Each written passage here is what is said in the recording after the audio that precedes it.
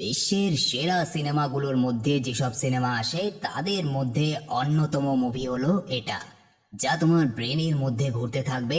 আইএমডিবিতে 8.3 rating সহ বহু পুরস্কার প্রাপ্ত অস্কার ডিজার্ভিং একটা movie. HD story presents Tumbbad.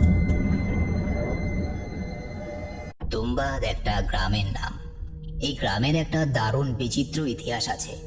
মুভির গল্পে ঢোকার আগে এই সুন্দর বিচিত্র ইতিহাসটা বলে দিই, নয়তো মুভির গল্প কিছুই বোঝা যাবে না। ইনি হলেন আনাজ ও ধন সম্পত্তির দেবী। ব্রহ্মাণ্ড যখন সৃষ্টি হচ্ছিল তখন পৃথিবী ছিল এই দেবীর গর্ভ বা পেট। এখান থেকে সৃষ্টি হয় 16 কোটি দেবতা এবং হস্ত ছিল দেবীর প্রথম সন্তান। দেবী যাকে প্রচণ্ড ভালোবাসতেন, কিন্তু হস্তরের মনে ছিল প্রচণ্ড লোভ। সে দেবীর আনাজ ও সোনা পাওয়ার জন্য মরিয়া হয়ে ওঠে। ছল চাতুরি করে দেবীর সোনা সে নিয়ে নিলেও আনাজের দিকে যখন হাত বাড়ালো তখন বাকি দেবতাদের ক্রোধ তার ওপরে আগুনের মতো বর্ষাতে থাকলো। হস্তরকে তখন দেবী বাঁচালেন এবং এই শর্তে বাঁচালেন যে হস্তরের নাম পৃথিবীতে কখনো নেওয়া হবে না, আর হস্তরকে দেবতা হিসাবে কখনো পুজো করা হবে না। আর দেবতাদের অভিশাপ হিসেবে ওই অঞ্চলে মানে তুম্বাদে সব সময় বৃষ্টি ঝরতে থাকবে। কিন্তু মানুষ বড়ই লোভী। একসময় মানুষ হস্তরের নাম নিল এবং শুধু তাই নয়, হস্তরের পুজো করাও শুরু করলো এবং ঘনিয়ে এলো পৃথিবীর ওপরে এক অভিশাপ। এবার প্রশ্ন আসে, কেন হস্তরের পুজো করছিল মানুষ? কারণ হস্তর দেবীর সব সোনা হাতিয়ে নিয়েছিল এবং তারা এইভাবে পুজো শুরু করে হস্তরের, যে হস্তরকে খুশি করতে পারলে হয়তো প্রচুর পরিমাণে সোনা পাওয়া যাবে। সোজা ভাষায় বলতে গেলে হস্তর কোনো দেবতা নয়, শয়তানের রূপ ছিল হস্তর। মুভিতে যেমন করে রহস্য আস্তে আস্তে খোলে, আমিও একইভাবে আস্তে আস্তে এক্সপ্লেন করব, যাতে মুভি দেখার মজাটা পুরোটা চলে আসে এই ভিডিওর মধ্য দিয়ে। তো এসো এবার মুভির কাহিনীতে ঢোকা যাক। মুভি শুরু হয় তুম্বাদ গ্রাম। সালটা ছিল 1917 সাল। বৃষ্টি পড়ছিল। একটা জমিদার বাড়ির সামনে লাল কাপড় জড়ানো এই মেয়েটাকে দেখা যায়। জমিদার বাবু বুড়ো হলেও তার শখ কিন্তু 16 আনা ছিল। জমিদার বাবুর যৌন বাসনা মেটায় এই মেয়েটা। ওখানে দেখা যায় হস্তরের একটা মূর্তি, কিন্তু সেই মূর্তির বাইরে কতগুলো গ্রিল লাগানো আছে এবং সেই মূর্তির মধ্যে দেখা যায় একটা সোনার কয়েন। মেয়েটা জমিদারকে বলে, আপনি বলেছিলেন এবার অমাবস্যার পর আপনি আমাকে কয়েনটা দেবেন, আমাকে কয়েনটা দেবেন না? জমিদার বলে, কয়েনের কথা ভুলে যা, ওই কয়েনটা কামাতে হয়, এমনি পাওয়া যায় না। মেয়েটা বলে, আমাকে ফিরতে হবে, নয়তো ওই বুড়ি জেগে যাবে। জমিদার ভয় পেয়ে যায়। জমিদার বলে, না, আর যাই হোক ওই বুড়ি যেন না জাগে। এদিকে দেখা যায় ওই মেয়েটার দুটো সন্তান আছে, একজনের নাম বিনায়ক, আরেকজনের নাম সদাশিব। তারা বাড়ি ফিরে আসে, কিন্তু তাদের মা এখনো জমিদার বাড়ি থেকে ফেরেনি। সদাশিব বিনায়ককে বলে, মা তো এখনো ফেরেনি, ওই বুড়িকে তো খাওয়াতে হবে, নয়তো বুড়ি তো জেগে যাবে। তখন তারা দুজন তালা খুলে ভাত বসায় উনুনে। বুড়ির ঘরের দিকে আস্তে আস্তে যেতে থাকে।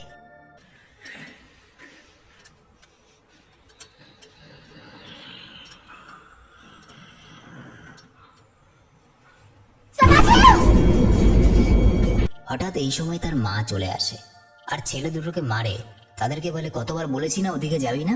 এবং সে নিজে ভাত রাঁধতে বসে যায় এবং ভাত রাঁধার পর বুড়িকে খাওয়াতে যায়। তার ছেলে একসময় জিজ্ঞেস করে, মা, জমিদার বাবু কি সোনার মুদ্রাটা দিল? তার মা বলে, না, দেয়নি। ছেলেটা উত্তেজিত হয়ে যায় এবং বলে, আর কবে দেবে হারামিটা, মারা গেলে দেবে? এটা শুনে তার মা তাকে এক চল লাগিয়ে দেয় এবং বলে, তোদের বাবার নামে এই ধরনের কথা বলতে তো লজ্জা লাগে না? আর ঠিক এখানেই বোঝা যায় যে এই ছেলে দুটো ছিল সেই জমিদারের অবৈধ সন্তান। ঠিক তখনই একটা আওয়াজ হতে থাকে বুড়ির ঘর থেকে। কারোর চেহারা দেখা যায় না, শুধু আওয়াজ শোনা যায় ভাঙা গলায়, খনখনে গলায়। কে যেন বলছে, আমাকে যেতে দে তোরা, আমি চাই না খাজানা, আমাকে যেতে দে, আমার খিদে পেয়েছে, আমাকে যেতে দে। এই সময় সেই মহিলাটা চিৎকার করে বলে, শুয়ে পড়ো, নয়তো হস্তর চলে আসবে। যেমনই এই কথাটা বলল, ঠিক সেই সময় সে গভীর ঘুমে ঢলে পড়ে এবং তার কোনো আওয়াজ পায় না। পরদিন জমিদার মারা যায়। জমিদারের দেহ দাহ করার পর মেয়েটা বাড়িতে ফিরে আসে। সে তার বাচ্চাদেরকে বলে, আজ রাতে জামা কাপড় গোছাবি, আমরা কাল তুম্বাদ ছেড়ে চলে যাব, আমরা পুনে যাব। ছেলেটা বলে, মা, বুড়িটার কি হবে? বুড়ি যে মরে যাবে। ওর মা বলে, বুড়ি এখানে মরুক, তখন ছেলেটা বলে, কিন্তু বুড়ি যে সেই জমিদারের ঠাকুমা, আর তাকে দেখভালের দায়িত্ব তো আমাদের ওপরে ছিল। আর এখানেই জানা যায় বুড়িটার আসল পরিচয়। বুড়িটা ছিল সেই মৃত জমিদারের ঠাকুমা। এবার অনেকের মনে প্রশ্ন আসতে পারে যে জমিদার নিজে এত বয়স্ক ছিল, তার ঠাকুমা এখনো কি করে জীবিত? এই প্রশ্নটার উত্তর মুভির শেষে পেয়ে যাবে। এবার ওর মা বলে, জমিদার নেই যখন, তখন আমাদের কোনো দায়িত্ব নেই। এরপর দুই ভাই বাইরে আসে এবং সদাশিব ওপরের গাছে বসেছিল এবং নিচে দাঁড়িয়েছিল বিনায়ক। ওপর থেকে সে তার দাদাকে জিজ্ঞেস করে, দাদা, গুপ্তধনের কথা জিজ্ঞেস করা কি পাপ? এটা কি অশুভ? ঠিক যখনই এই কথাটা জিজ্ঞেস করেছে সেই সময় সদাশিব ওই গাছের ডাল ভেঙে ও পাশে পড়ে যায়। বিনায়ক দৌড়ে যায়, দৌড়ে গিয়ে দেখে তার ভাইয়ের মাথা ফেটে গেছে, প্রচন্ডভাবে রক্ত বেরোচ্ছে। তার মা আসে, তার মা তাকে নিয়ে গরুর গাড়িতে করে ডাক্তারের কাছে ছুটে যায় এবং সেই সময় সন্ধ্যা হয়ে গেছিল, অর্থাৎ বুড়িকে খাবার দেওয়ার পালা। তার মা যাওয়ার সময় বিনায়ককে বলে যায়, বিনায়ক, আজকে বুড়িকে তোকে খেতে দিতে হবে। আর শোন, বুড়ি যদি জেগে ওঠে বুড়িকে শুধু এই কথাটা বলবি, শুয়ে পড়, নয়তো হস্তর চলে আসবে। সে তার মাকে জিজ্ঞেস করে, মা, হস্তর কে? তার মা কোনো জবাব দেয় না। এরপর ছেলেটা ফিরে আসে ঘরে। ঘরে এসে সে যখন খাবার বানাতে যাবে, হঠাৎ করে নাকি গলায় গান শুনতে পায়। সে চমকে ওঠে। ওই পাশ থেকে দরজাটা কে যেন বারবার জোরে জোরে ধাক্কা দিচ্ছে। সে হ্যারিকেনটা নিয়ে পা টিপে টিপে যায়। দরজাটার সামনে গিয়ে যখন দাঁড়ায়, দরজার ফাঁকা দিয়ে আওয়াজ আসে, ছোট রাজা এসেছিস? দরজাটা খোল, আমাকে খেতে দে না, আমার তো খিদে পেয়েছে, আমি খেতে চাই, কতদিন খাইনি, দরজাটা খোল না। বিনায়ক এক মুহূর্ত ভাবে। সে দরজার শিকলে হাত দিয়েও শিকলের থেকে হাতটা সরিয়ে নেয়। সে যখন চলে যাচ্ছিল, আবার সেই খনখনে গলা, তোর কি গুপ্তধন চাই না? আমার কাছে গুপ্তধন আছে, আসবি? আয় আমার কাছে, দরজা খোল। বিনায়ক লোভে পড়ে যায়। বিনায়ক শিকল খুলে দরজা খোলে। দরজা দিয়ে সে ভেতরে ঢুকে দেখতে পায় তার চেহারা। তার চেহারা ছিল ভীষণ আকৃতির চেহারা। সে চেহারা সহজে ভুলবার নয়। কোনো রকমে একটা মানুষের চোখ মুখ দেখা যাচ্ছে, বাকি কিচ্ছু বোঝা যাচ্ছে না। বিনায়ক তাকে জিজ্ঞেস করে, ঠাকুমা, গুপ্তধন কোথায়? গুপ্তধন কি জমিদার বাড়িতে আছে? বুড়িটা খনখনে গলায় বলে, আমার খিদে পেয়েছে তো, খেতে দে না, আর নয়তো এক কাজ কর, আজকে আয় না, তোকেই খাই। আজকে অন্য কিছু খেতে ভালো লাগছে না, আমি প্রচন্ড ক্ষুধার্ত, খেতে দিবি? এই কথা শুনে বিনায়ক প্রচন্ড ভয় পায় এবং সে দৌড়ে সেখান থেকে চলে আসে। আর এখানেই বিনায়ক একটা ভুল করে ফেলে, কারণ সে বুড়ির ঘরের দরজাটা খোলাই রেখে দিয়েছিল। বিনায়ক সেখানে দাঁড়িয়ে কাঁপতে থাকে এবং ভাত বসাতে যায় বুড়ির জন্য, এবং মনে করতে থাকে তার মা তাকে কি বলে গিয়েছিল, যেটা বললে বুড়িটা ঘুমিয়ে পড়বে। সে নিজে নিজে মন্ত্রটা উচ্চারণ করার চেষ্টা করে, শুয়ে পড়, নয়তো হাতি চলে আসবে। না না, শুয়ে পড়, নয়তো হচকর চলে আসবে। না না, এটাও না, শুয়ে পড়, নয়তো নয়তো পেছন থেকে তখন একজন খনখনে গলায় বলে, কিরে বাছা, নামটা ভুলে গেছিস যে কে আসবে? বলেই খিলখিল করে হাসতে শুরু করে সেই বুড়ি। বিনায়ক তাকে দেখে চমকে যায় এবং সে খিদের জ্বালায় বিনায়ককেই খেতে যায়। হঠাৎ বিনায়কের মনে পড়ে যায়, সে চিৎকার করে বলে ওঠে, ঠাকুমা, শুয়ে পড়ো, নয়তো হস্তর চলে আসবে। এটা বলা মাত্র বুড়ি ঘুমিয়ে পড়ে। বিনায়কের মা ফিরে আসে এবং সব শোনে বিনায়কের কাছে। বিনায়ক তাকে জিজ্ঞেস করে, মা, সদাশিব কোথায়? তার মা বলে, ও আর বেঁচে নেই, চল আমরা তোমবার ছেড়ে চলে যাব। নৌকায় যখন তারা চলে যাচ্ছিল, বিনায়ক বলে, মা, চলো না ওই বুড়িকে একবার জিজ্ঞেস করে দেখি ওই খাজানাটা কোথায়, জানা যায় কিনা। তার মা চিৎকার করে বলে ওঠে, চুপ কর, আর এই রে সোনার কয়েন, এটাই চাইছিলি তো তুই? বলে বিনায়কের হাতে বিনায়কের মা একটা সোনার কয়েন দেয়। বিনায়ক বলে, মা, এটা তো একটা শুধু কয়েন, আমাদের তো সম্পূর্ণ খাজানাটা চাই, চলো ফিরে যাই আমরা। এখানে একটা প্রশ্ন আসে, বিনায়কের মায়ের কাছে কি করে সেই সোনার কয়েনটা এলো? এখানে বলি, যখন জমিদার মারা যায়, বিনায়কের মা সেই জমিদারের দুর্গে গেছিল এবং গিয়ে সেই জমিদারের ঘরে সেই যে একটা সোনার মুদ্রা ছিল হস্তরের মূর্তির সামনে, সেই সোনার মুদ্রাটা সে নিয়ে এসেছিল। এবং এই মুদ্রাগুলো এতটাই অভিশপ্ত, এটা যার হাতে থাকে লোভ তাকে পেয়ে বসে আস্তে আস্তে। বিনায়কের মধ্যেও সেই লোভ দেখা যায় যখন সে কয়েনটা হাতে নেয়। সে কন্ট্রোলের বাইরে চলে যায় এবং তখন তার মা তাকে মারতে শুরু করে এবং বলে, বল তুই আর কখনো তুমবাদে ফিরে আসবি না, বল তুই কখনো তুমবাদে ফিরে আসবি না। সে বলে, ঠিক আছে মা, আমি আর কখনো তুমবাদে ফিরে আসবো না। এরপর দেখা যায় 15 বছর পর বিনায়ক ফিরে আসে তুমবাদে। সে তার মাকে দেওয়া কথা রাখতে পারেনি, আর তার মাও এখন বেঁচে নেই। সে সোজা চলে যায় তাদের বাড়িতে। চারিদিকে মাকড়সার জাল ছড়িয়ে সে ভেতরে যায়, যেখানে তার ঠাকুমা বাঁধা থাকতো সেই ঘরটাতে যায়। গিয়ে দেখে চারিদিকে কোথাও কিচ্ছু নেই, চারিদিকে কেমন জঙ্গলের মতো, এদিকে ওদিকে রশির মতো কি কি সব ঝুলছে, এবং তার মাঝখানে একটা হার্ট ধুকপুক ধুকপুক করছে। তার ঠাকুমার শরীর থেকে একটা গাছ বেরিয়ে গেছে। সে ডাক দেয়, ঠাকুমা আমি ফিরে এসেছি। বুড়িটা জেগে ওঠে। বুড়ি বলে, কিরে তুই আবার ফিরে এসেছিস? খাজানা নিবি? তুই তো হারামির বাচ্চা, তোর বাপটাও হারামি ছিল, লোভী ছিল। সে বলে, ঠাকুমা আমার তো একটাই গুণ, আমার মধ্যে প্রচন্ড লোভ আছে। বুড়ি তখন বলে, আমার তো খিদে মেটাতে পারবি না, আমাকে মুক্তি দে না। ওই যে আগুন, আগুন দিয়ে আমাকে জ্বালিয়ে দে, তাহলে আমি মুক্তি পাবো, নয়তো তো আমার মৃত্যু আসবে না। বিনায়ক বলে, বল না বুড়ি, খাজানাটা কোথায়? তুইও তো অর্ধেক পাবি। বুড়ি বলে, আমার খাজানার দরকার নেই, আমার লোভ, সেই লোভের ফলে আমি শাস্তি পাচ্ছি, তুইও শেষ হয়ে যাবি। এবং এখানে জানা যায় বুড়ির এই হাল কি করে হলো। বুড়ি শুধু অস্ফুট স্বরে বলে, ওই জমিদার দুর্গের কোথাও একটা খাজানা আছে, আমি ভালো কুয়ায় নামতে পারতাম দড়ি দিয়ে, আর তারপর আমার এই অবস্থা হয়ে গেছে। এখানে স্পষ্ট করে বুড়ি কিছু বলে না যে তার ওই অবস্থাটা কে করেছে, যেটা গল্পের শেষে জানা যায়। এরপর বিনায়ক সেখান থেকে বেরিয়ে যায়। বিনায়ক এতটুকু বুঝতে পারলো যে একটা কুয়ার মতো কিছু আছে, যেখান দিয়ে ওই খাজানা যাওয়ার রাস্তা আছে। সে ওই জমিদার দুর্গতে এখানে ওখানে খোঁজা শুরু করলো এবং বিভিন্নভাবে খুঁজতে খুঁজতে মাস যায়, দিন যায়, বছর যায়। একদিন সে খাজানার রাস্তা খুঁজে পেল। সে ফিরে এলো, ফিরে এসে তার ঠাকুমাকে আগুন দিয়ে জ্বালিয়ে দিল, কারণ তার ঠাকুমা মুক্তি চেয়েছিল। এরপর সে নিজের বাড়িতে ফিরে আসে, যেটা ছিল পুনেতে। অনেকদিন পর বাড়িতে ফেরায় তাকে কিন্তু কেউ চিনতে পারে না, এমনকি নিজের বউ পর্যন্ত বিনায়ককে চিনতে পারে না। বোঝো ব্যাপার, নিজের বউই চিনতে পারছে না। না, আমার সাথে যেন কখনো এরকম না হয়। ও আচ্ছা, আমি তো আবার বিয়েই করিনি এখনো। তো যাই হোক, বিনায়ককে সবাই চোর ভেবে নেয় এবং বিনায়ক তখন চিৎকার করে ওঠে। স্বাভাবিক ব্যাপার, একটু পরে সবাই বুঝতে পারে যে ওটা বিনায়ক রাও। বিনায়কের স্ত্রী বিনায়ককে বলে, তুমি কোথায় ছিলে এতদিন? আমার হাতে একটা টাকাও ছিল না, তাই আমি এই আটার ব্যবসা শুরু করেছি। সেই সময় ভারতবর্ষে স্বদেশী আন্দোলন চলছিল, ব্রিটিশ রাজ। ভারত, পাকিস্তান, বাংলাদেশ তখন ভারতবর্ষ নামে একটাই দেশ ছিল। ওই সময় 30 টাকা মানে এখনকার দিনে অনেক টাকা। সেই টাকা ধার নিয়েছিল বিনায়ক, এই বিড়ালের মতো মুখওয়ালা মানুষ, এর নাম রাঘব, এর কাছ থেকে। সে যখন রাঘবের কাছে যায়, রাঘব তাকে বলে, এতদিন পরে এসেছিস, সেই 30 টাকা নিয়ে গিয়েছিলি, এখন সেটা সুদে বেড়ে অনেক টাকা হয়েছে। রাঘবকে সে বলে, একটা সোনার মুদ্রা আছে, কিনবে নাকি?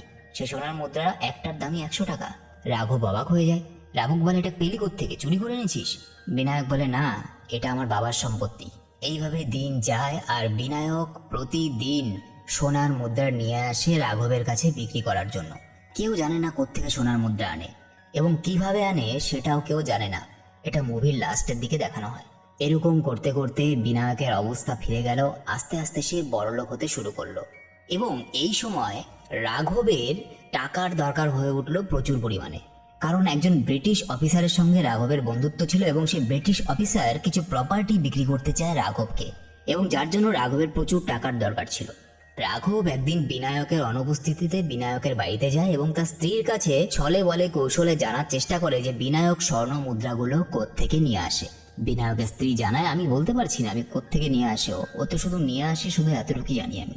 রাঘব তখন অন্য উপায় নিল। সে বিনায়ককে বলল, বিনায়ক, আমাকে তোমার ব্যবসার ভাগিদার বানিয়ে নাও না, কারণ তোমার তো এখন প্রচুর টাকা, সেগুলোর হিসেব টিসেবও তো রাখতে হয়। কিন্তু বিনায়ক তাতে রাজি হলো না। এরপর সে আরেকটা বুদ্ধি নিল। সে একটা মেয়েকে নিয়ে এলো এবং সেই মেয়েটাকে 803 টাকায় বিক্রি করে দিল বিনায়কের কাছে।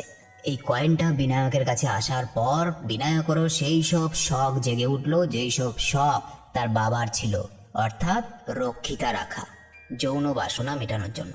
এই মেয়েটাকে সে রক্ষিতা হিসেবে নিয়ে এলো, কিন্তু বিনায়কের স্ত্রীকে বলা হলো বাড়ির কাজকর্ম করার জন্য ওই মেয়েটাকে নিয়ে আসা হয়েছে। মেয়েটার ঠাঁই হলো ওপরের চিলেকোঠার ঘরে।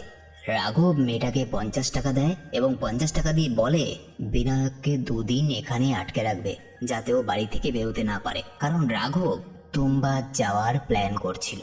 কারণ রাঘব সন্দেহ করেছিল, যেহেতু বিনায়কদের আগের বাড়ি ছিল তুম্বাদ, আর রাঘব শুনেছিল তুম্বাদে নাকি অনেক খাজানা আছে যেগুলোর সম্বন্ধে কেউ জানে না, তাই সে সন্দেহ করেছিল হয়তো তুম্বাদ থেকে বিনায়ক সেই স্বর্ণ মুদ্রাগুলো নিয়ে আসে। রাতে ওই মেয়েটা বিনায়ককে হঠাৎ করে বলে আমার কাছে 50 টাকা আছে, তুমি যদি আমাকে আরো 50 টাকা দাও আমি তোমাকে কিছু ইনফরমেশন দিতে পারি। বিনায়ক টাকা দেয়। মেয়েটা বলে তোমাকে যাতে 2 দিন শহর থেকে না বেরোতে দেই সেই জন্য আমাকে 50 টাকা দেওয়া হয়েছিল। বিনায়ক সব বুঝতে পারে যে রাঘবের প্ল্যান কি। সেও তুম্বাদ চলে আসে।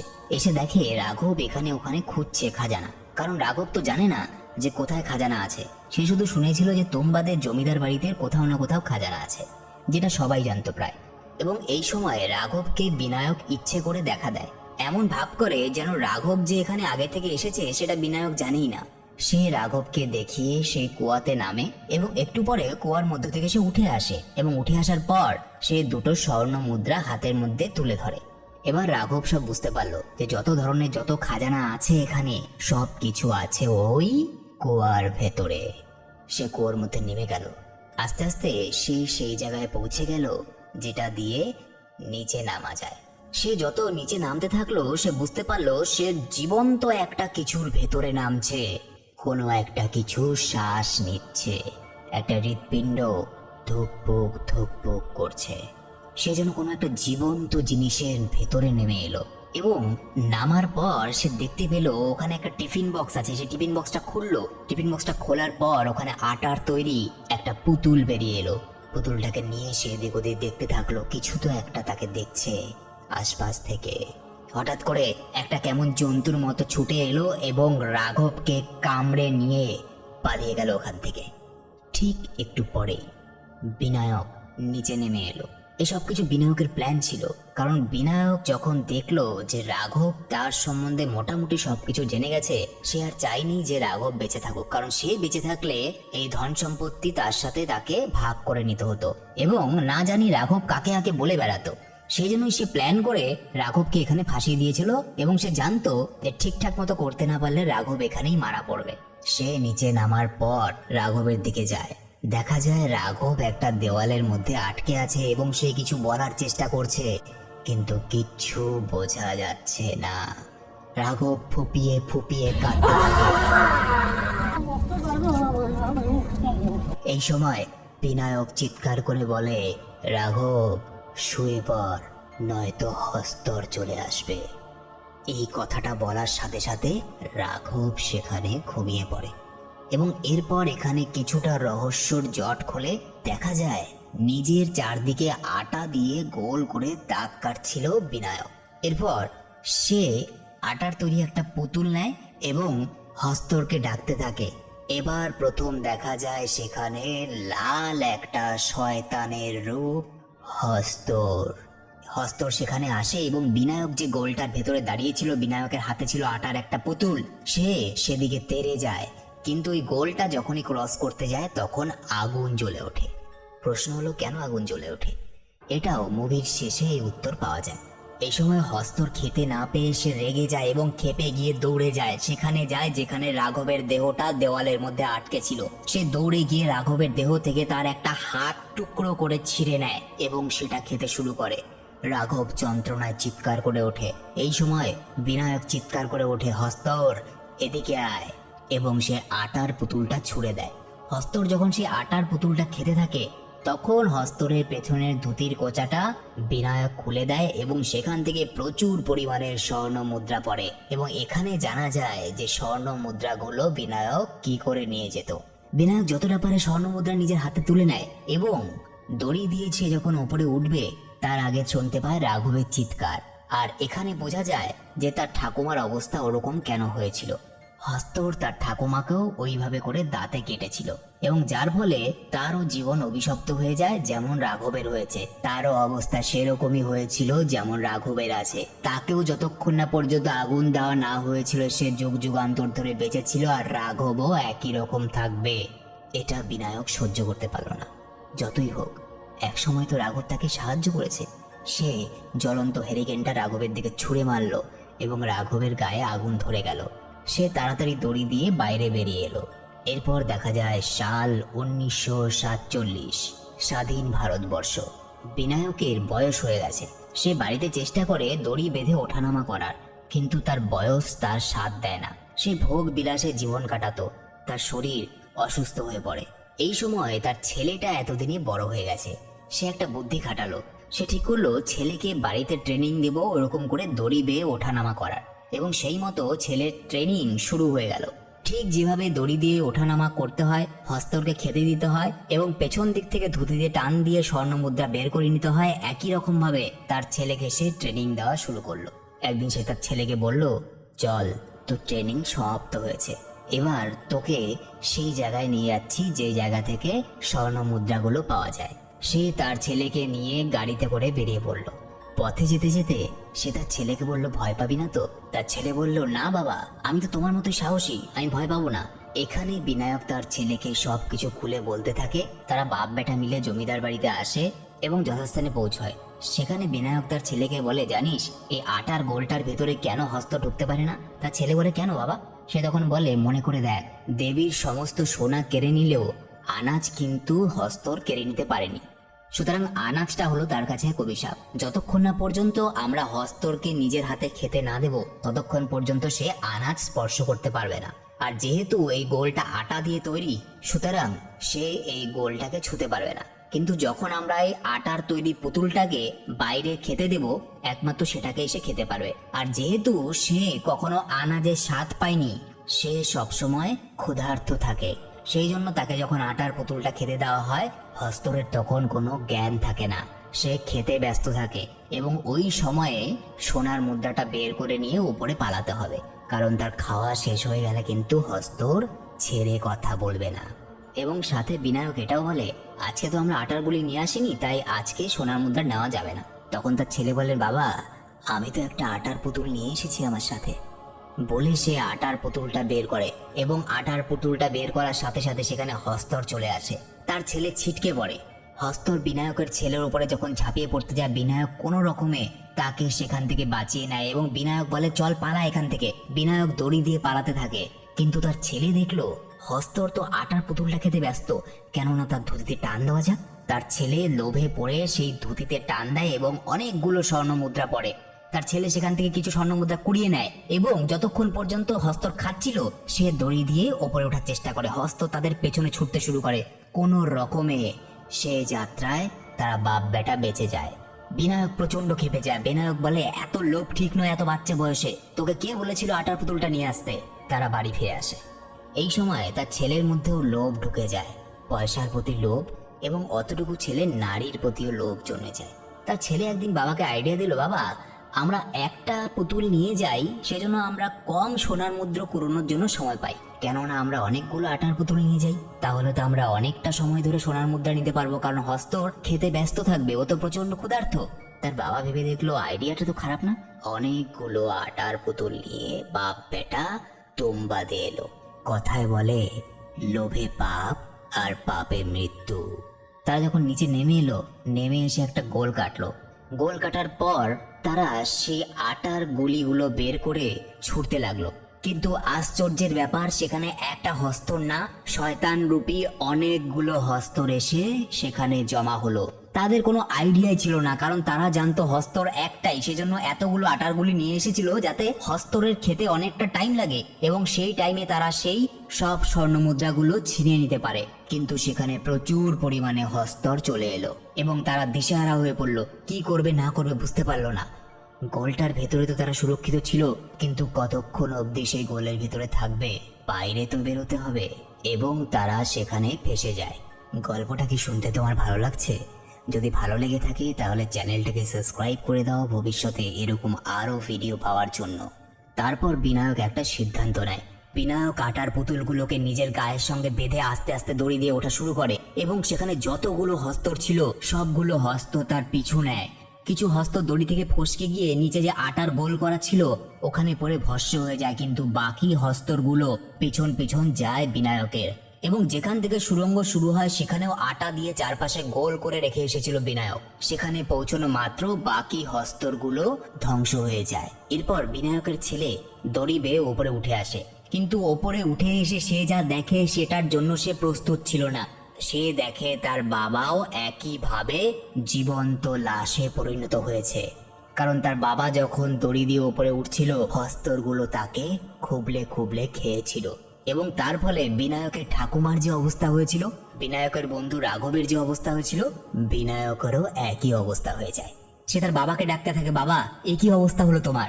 বিনায়ক খনখনে গলায় বলে ওঠে, এই নে খাজানা, তুই তো খাজানাই চেয়েছিলি, তুই তো সবকিছু লুটতে চেয়েছিলি রে খোকা, এই নে খাজানা, আয় আমার কাছে আয়।